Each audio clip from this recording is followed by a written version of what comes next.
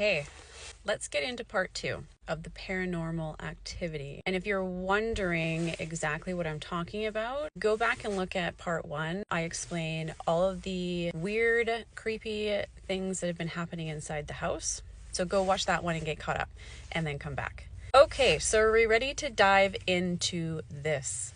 When we realized that there was something more going on here, my natural instinct is to dig. I want to dig deep into what's happening here. We went on a hunt for some information of previous owners of the property. Now, of course, we know who owned the house previous to us because we bought it from them. But I wanted to know further back than that. We did some digging and we asked some questions with a few people and we came up with some information. So there was a couple that owned this house, Alfred and Eleanor Stadel. They owned this house previous to the last owners. Alfred died, I believe, in 2016. Eleanor died after him. I'm not 100% sure exactly when she passed on. So when I Google Alfred Stadel, this is what comes up. I found his obituary. It was very easy to find. He passed in August of 2016. He was survived at that point from his wife, Eleanor. They had 4 children. So Roy, Jackie, Barry, and Derek.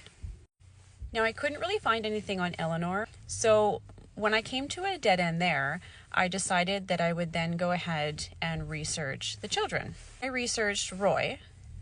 Nothing really came up, so the only thing I can conclude is that he is in fact still living. Jackie, she seems to be quite the upstanding citizen, according to Google. So I am under the assumption that she is also still living.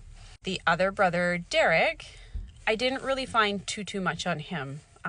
In fact, I didn't even find anything that kind of confirmed who he was or anything like that. Again, I'm going to assume that he is in fact as well still living.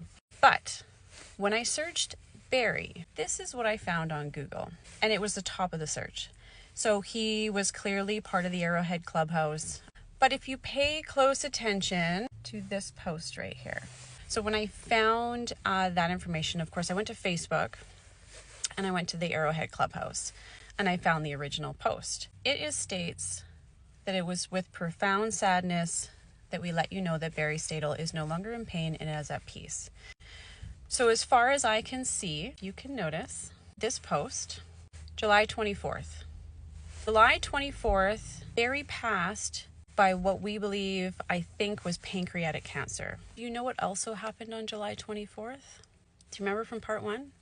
We took possession of this property July 24th, the very same day that Barry passed. I'm not sure how much is just kind of coincidence, but the date is definitely a little bit strange. So this is Barry here.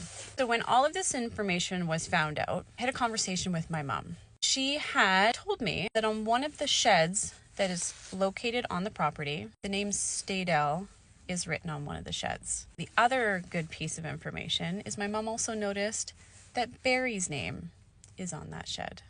I believe this is also the shed that we all agreed was going to be torn down.